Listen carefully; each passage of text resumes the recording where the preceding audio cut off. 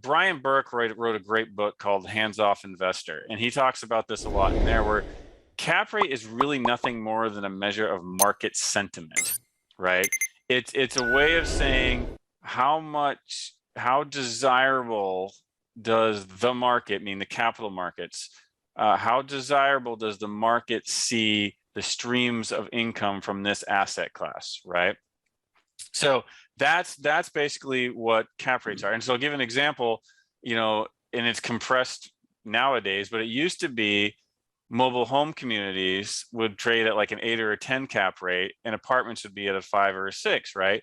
And the reason for that is especially professional money sees the income stream from the apartments as more desirable than the income stream from mobile home communities. So therefore, the cap rate on the mobile home communities was higher because, again, capital saw it as less desirable. That's really what a cap rate is. It's a market sentiment. And so now what's happened is, over the last 10 years, 10 years ago, the income from multifamily was desirable, but now it's really desirable, right? Yeah. People see it as safe, stable, pandemic resistant, right? So now it's so desirable that, hey, you know what, a 3 or 4% capitalization rate, we're good with that, versus it used to be 5, 6, or 7.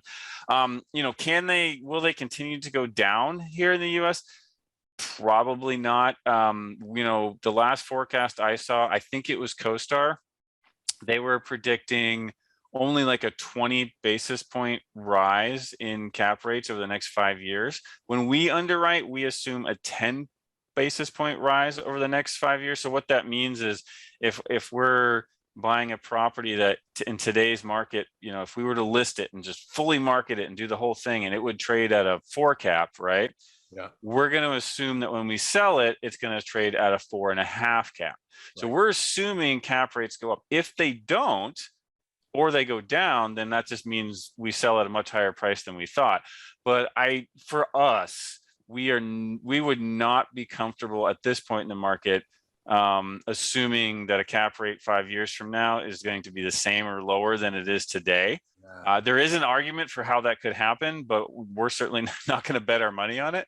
But again, it's nobody, none of us, not a single one of us knows what the cap rates are going to be 5 years from now. So the key is really just to try to make responsible, educated guesses and not rely on a perfect cap rate to have your deal work. That's where you'll get into trouble. And Charles, when you talk about people who are saying, oh, cash flow doesn't matter, that's what they're doing, is they're assuming that they're going to have a favorable cap rate when they exit, which means they're going to have favorable pricing, and the whole deal hinges on that. Yeah. So yeah, I agree with you. Yeah, as opposed to like the B-like properties that you're going after, where you can get both cash flow and a nice appreciation in the deal. You said something there that really just made me think. Looking at foreign countries as to what's gone on in their marketplaces for the same period of time, you're saying that Australia has been living with 2 caps for years. My next question, I'm not expecting you to answer this right now, we don't have enough time, but I've got to delve into what has driven their market? Why are their prices been held down, held up to a 2 cap level for so long? Are they going through the same things that we're now starting to go through? They're just a few years ahead of us. Like, what's happening in those foreign countries that it makes that a 2 cap property as opposed to here in the U.S. it's still a 4 cap? Yeah, that's a really interesting question. And I don't fully know the answer to it. If I were to speculate, I think in many of the markets, when you think of traveling to Europe, and what cities and stuff are like over there, they tend to be very dense and very land constrained. So my guess is there's a very limited supply of those type of assets to purchase. Plus, they have some very different regulatory structures than we do. I was waiting for you to say that. Yeah, so I think my guess is it would be a combination of those two things.